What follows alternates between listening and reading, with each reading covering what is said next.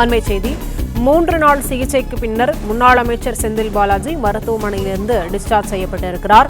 மூச்சுத்திணறல், நெஞ்சுவலி காரணமாக நேற்று முன்தினம் ஓமந்தூரார் அரசு பன்னோக்கு சிறப்பு மருத்துவமனையில் செந்தில் பாலாஜி அனுமதிக்கப்பட்டார். இந்நிலையில் 3 நாட்களுக்கு பிறகாக சிகிச்சை முடிந்து முன்னாள் அமைச்சர் செந்தில் பாலாஜி மருத்துவமனையிலிருந்து தற்போது டிஸ்சார்ஜ் செய்யப்பட்டிருப்பதாக அண்மை தகவல் கிடைத்திருக்கிறது.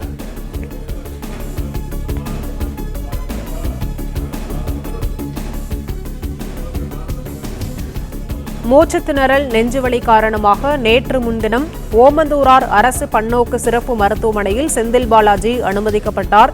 இந்நிலையில் 3 நாள் சிகிச்சைக்கு பிறகாக முன்னாள் அமைச்சர் செந்தில் பாலாஜி மருத்துவமனையிலிருந்து தற்போது டிஸ்சார்ஜ் செய்யப்பட்டிருக்கிறார்.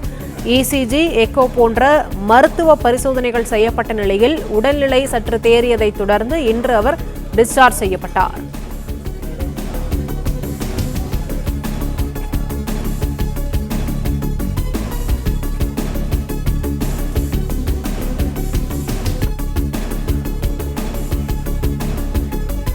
மூன்று நாள் சிகிச்சைக்கு பின்னர் முன்னாள் அமைச்சர் செந்தில் பாலாஜி மருத்துவமனையிலிருந்து டிஸ்சார்ஜ் செய்யப்பட்டிருக்கிறார்.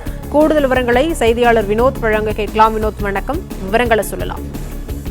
சட்டவிரோத பண பரிமாற்ற வழக்கில் அமலாக்கத்துறையால் கைது செய்யப்பட்ட முன்னாள் திமுக அமைச்சர் செந்தில் பாலாஜி மூச்சு திணறல் மற்றும் சுவாச கோளாறு காரணமாக சென்னை ஓமந்தூரார் அரசு பன்னோக்கு சிறப்பு மருத்துவமனையில் நேற்று முன்தினம் மாலை அனுமதிக்கப்பட்டார். உள்நோயாளியாக அனுமதிக்கப்பட்ட அவருக்கு இருதவியல் துறை மருத்துவர் கார்த்திகேயன் தலைமையிலான குழுவினர் தொடர் மருத்துவ கண்காணிப்பில் இருந்து வந்தனர்.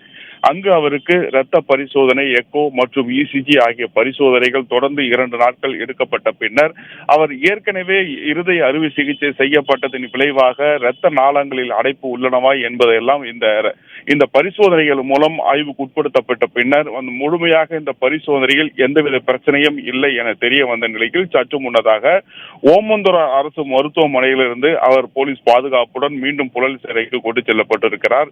மேலும் அவருக்கு எடுக்கப்பட்டிருந்த இரத்த பரிசோதனைகள் மற்றும் எக்கோ இது போன்ற பரிசோதனைகளில் எந்தவித குளறுபடியும் இல்லை, அவர் சாதாரண நிலைக்கு இருக்கிறார் என்பதை மருத்துவ குழுவானது தொடர்ந்து ஆய்வுக்கு உட்படுத்தப்பட்ட பின்னரே அந்த பரிசோதனையின் அடிப்படையில் அவர் சாதாரண நிலைக்கு வந்ததை அடுத்து அவர் சற்று முன்னதாக டிஸ்சார்ஜ் செய்யப்பட்டு புழல் சிறைக்கு கொண்டு செல்லப்பட்டுள்ளார்.